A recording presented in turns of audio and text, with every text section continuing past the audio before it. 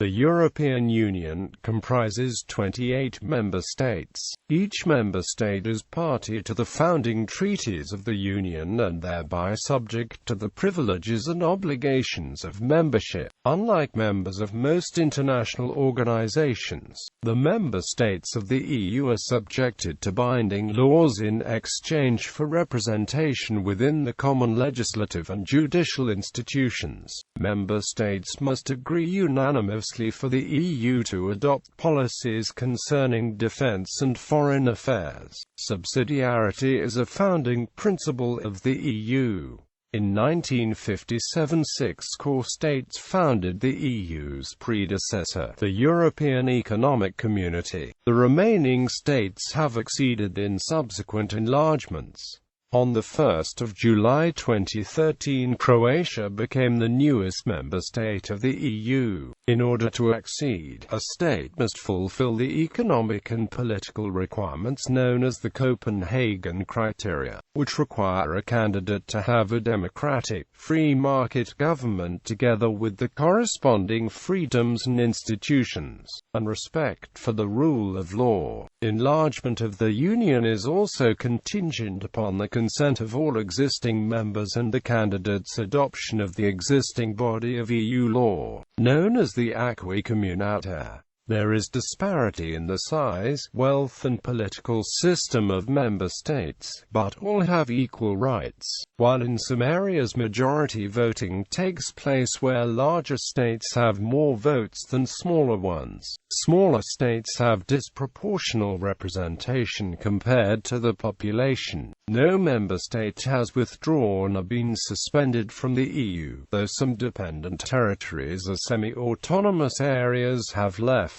List notes enlargement. Enlargement is, and has been, a principal feature of the Union's political landscape. The EU's predecessors were founded by the Inner Six, those countries willing to forge ahead with the community while others remained skeptical. It was only a decade before the first countries changed the policy and attempted to join the Union, which led to the first skepticism of enlargement. French President Charles de Gaulle feared British membership would be an American Trojan horse and vetoed its application. It was only after de Gaulle left office in a 12-hour talk by British Prime Minister Edward Heath and French President Georges Pompidou took place that the United Kingdom's third application succeeded in 1970.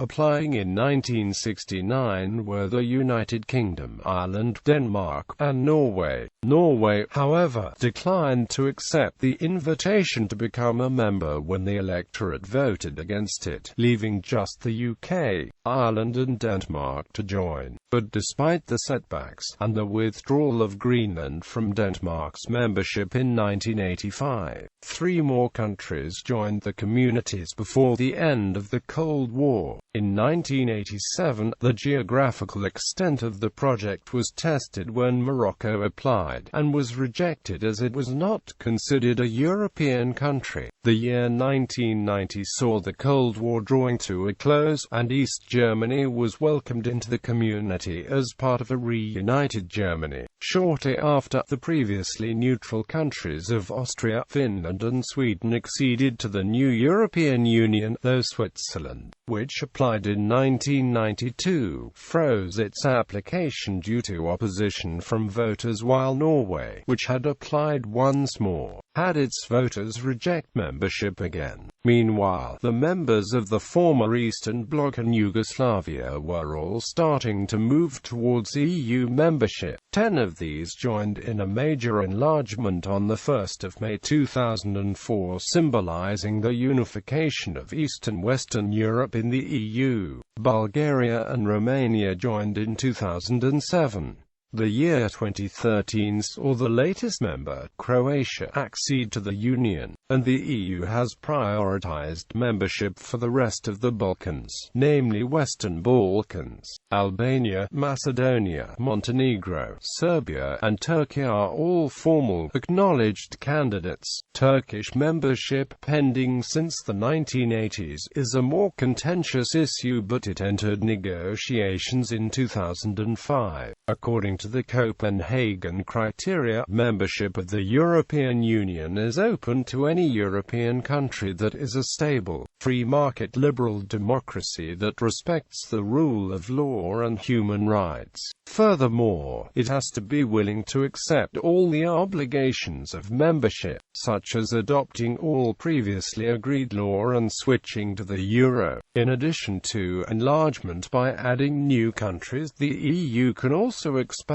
by having territories of member states, which are outside the EU, integrate more closely by a territory of a member state which had previously seceded and then rejoined. In order to join the European Union, it is required for all member states to agree. If a single member state disagrees, the respecting country has declined acceptance to the European Union. Representation. Each state has representation in the institutions of the European Union. Full membership gives the government of a member state a seat in the Council of the European Union and European Council. When decisions are not being taken by consensus, votes are weighted so that a country with a greater population has more votes within the Council than a smaller country. The presidency of the Council of the European Union rotates between each of the member states, allowing each state 6 months to help direct the agenda of the EU. Similarly, each state is assigned seats in Parliament according to the population. The members of the European Parliament have been elected by universal suffrage since 1979. The national governments appoint one member each to the European Commission, the European Court of Justice and the European Court of Auditors.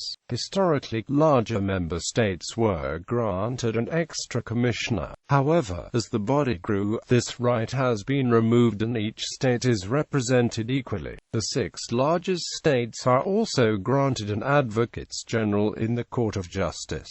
Finally, the Governing Council of the European Central Bank includes the governors of the national central banks of each euro area country. The larger states traditionally carry more weight in negotiations. However, smaller states can be effective impartial mediators, and citizens of smaller states are often appointed to sensitive top posts to avoid competition between the larger states. This, together with the disproportionate representation of the smaller states in terms of votes and seats in Parliament, gives the smaller EU states a greater clout than normally attributed to a state of the size. However, most negotiations are still dominated by the larger states. This has traditionally been largely through the Franco-German motor, but Franco-German influence has diminished slightly following the influx of new members in 2004. Sovereignty. While the member states are sovereign, the Union partially follows a supranational system that is comparable to federalism, previously limited to European community matters. The practice,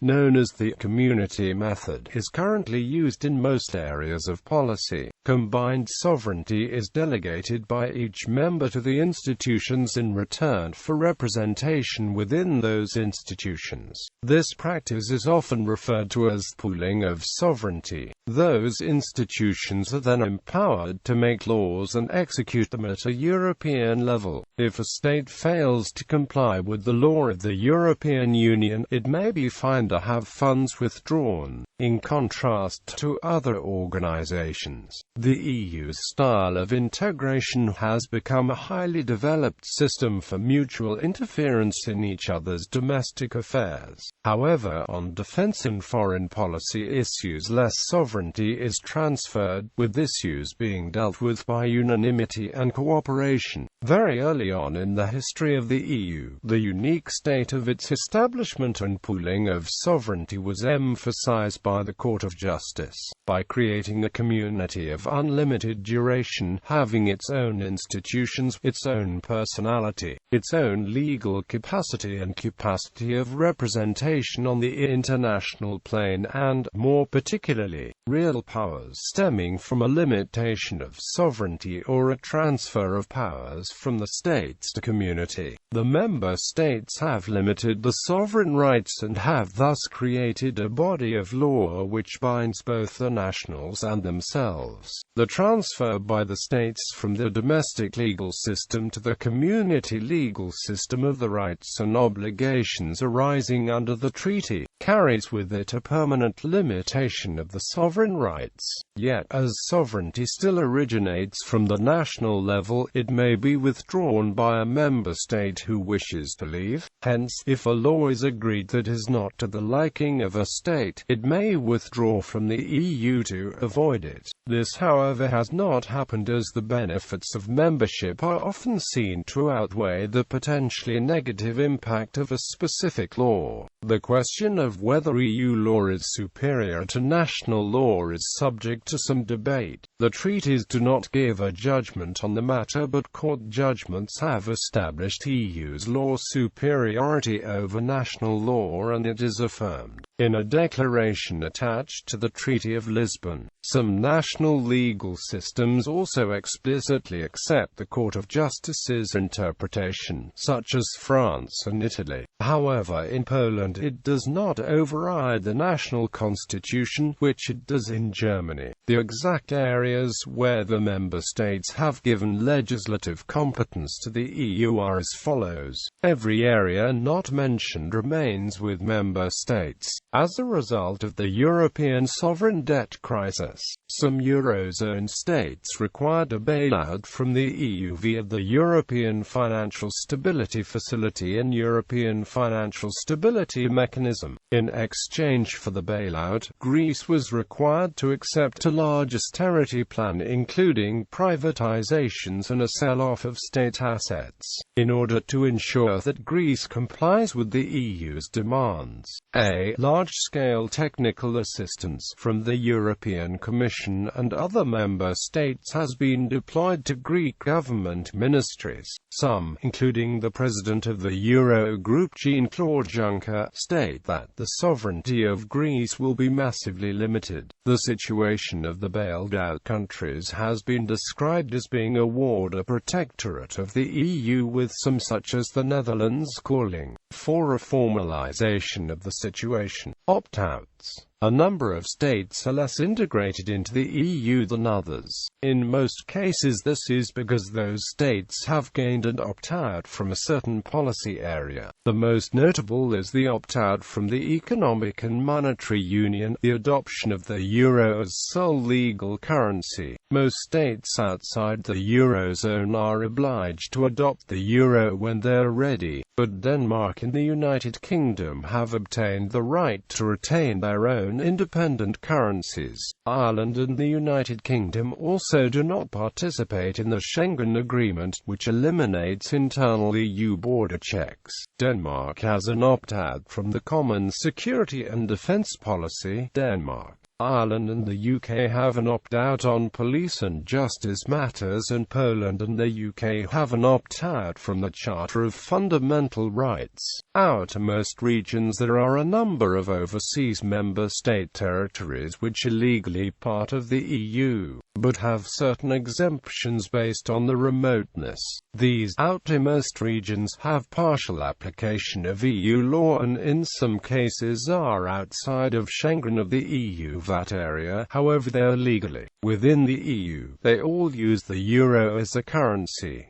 Political systems. Entry to the EU is limited to liberal democracies, and Freedom House ranks all EU states as being totally free electoral democracies. All but 4 are ranked at the top 1.0 rating. However, the exact political system of a state is not limited, with each state having its own system based on its historical evolution. The majority of member states, 17 out of 28, are parliamentary republics, while 7 states are constitutional monarchies, meaning they have a monarch although political powers are exercised by elected politicians. Most republics and all the monarchies operate a parliamentary system whereby the head of state has a largely ceremonial role with reserve powers. That means most power is in the hands of what is called in most of those countries the Prime Minister, who is accountable to the national parliament. Of the remaining republics, 3 operate a semi-presidential system, where competencies are shared between the president and prime minister, while 1 republic operates a presidential system, where the president is head of state and government. The EU is divided between unicameral and bicameral parliaments, with 15 unicameral national parliaments and 13 bicameral parliaments. The Prime Minister and government are usually directly accountable to the directly elected lower house and require its support to stay in office, the exception being Cyprus with its presidential system. Upper houses are composed differently in different member states. It can be directly elected like the Polish Senate, indirectly elected, for example, by regional legislatures like the Federal Council of Austria, unelected, but representing certain interest groups like the National Council of Slovenia, unelected as a remnant of a non-democratic political system in earlier times. Most elections in the EU use some form of proportional representation. The most common type of proportional representation is the party list system. There are also differences in the level of self-governance for the sub-regions of a member state. Most states, especially the smaller ones, are unitary states, meaning all major political power is concentrated at the national level. 10 states allocate power to more local levels of government. Austria, Belgium, and Germany are full federations, meaning the regions have constitutional autonomies. Denmark, Finland, France, the Netherlands, and Portugal are federacies, meaning some regions have autonomy but most do not. Spain and Italy have system of devolution where regions have autonomy, but the national government retains the right to revoke it. The United Kingdom has a mixture of federacy and devolution, as only some of its regions enjoy a system of devolution while others are ruled directly. For the national government, states such as France have a number of overseas territories retained from the former empires. Some of these territories, such as French Guiana, are part of the EU, while others are related to the EU or outside it, such as the Falkland Islands. Withdrawal and suspension. The United Kingdom voted to leave the EU in a referendum in June 2016.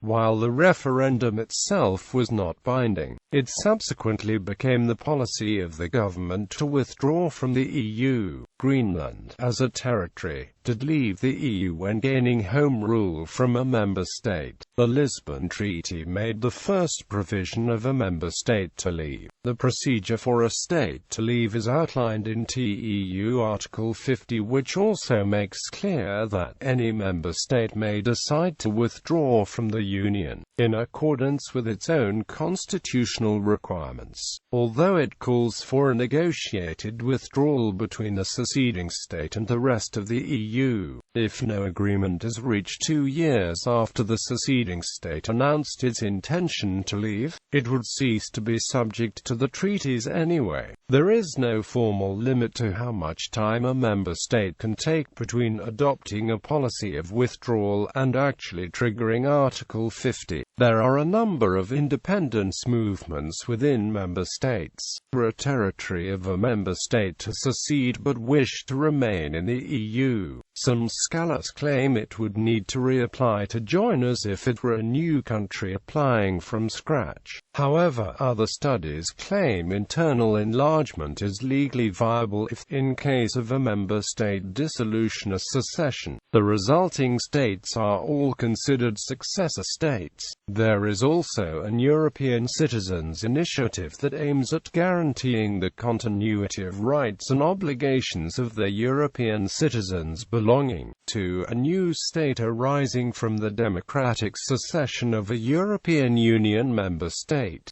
TEU Article 7 provides for the suspension of certain rights of a member state, introduced in the Treaty of Amsterdam. Article 7 outlines that if a member persistently breaches the EU's founding principles, then the European Council can vote to suspend any rights of membership, such as voting and representation as outlined above. Identifying the breach requires unanimity, but sanctions require only a qualified majority. The state in question would still be bound by the obligations treaties, and the Council acting by majority may alter or lift such sanctions. The Treaty of Nice included a preventative mechanism whereby the Council, acting by majority, may identify a potential breach and make recommendations to the state to rectify it before action is taken against it as outlined above. However, the treaties do not provide any mechanism to expel a member state outright.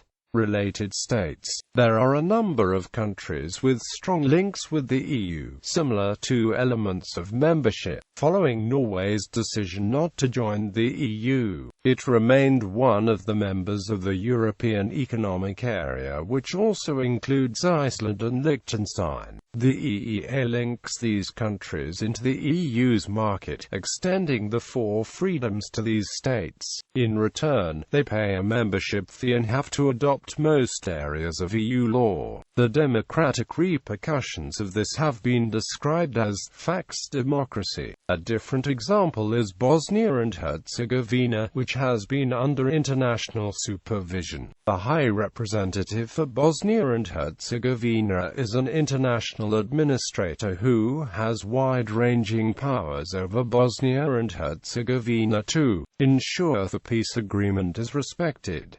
The High Representative is also the EU's representative, and is in practice appointed by the EU. In this role, and since a major ambition of Bosnia and Herzegovina is to join the EU, the country has become a de facto protectorate of the EU. The EU-appointed representative has the power to impose legislation and dismiss elected officials and civil servants, meaning the EU has greater direct control over Bosnia and Herzegovina than its own states. Indeed, the state's flag was inspired by the EU's flag. In the same manner as Bosnia and Herzegovina, Kosovo is under heavy EU influence, particularly after the de facto transfer from UN to EU authority. In theory, Kosovo is supervised by EU missions, with justice and policing personnel training and helping to build up the state institutions. However, the EU mission does enjoy certain executive powers over the state and has a responsibility to maintain stability and order. Like Bosnia, Kosovo has been termed an EU protectorate. However, there is also the largely defunct term of associate member. It has occasionally been applied to states which have signed an association agreement with the EU. Associate membership is not a formal classification and does not entitle the state to any of the representation of free movement rights that full membership allows. The term is almost unheard of in the modern context, and was primarily used in the earlier days of the EU with countries such as Greece and Turkey. Turkey's association agreement was the 1963 Ankara Agreement, implying that Turkey became an associate member that year. Present association agreements include the stabilization and association agreements with the Western Balkans. These states are no longer termed associate members.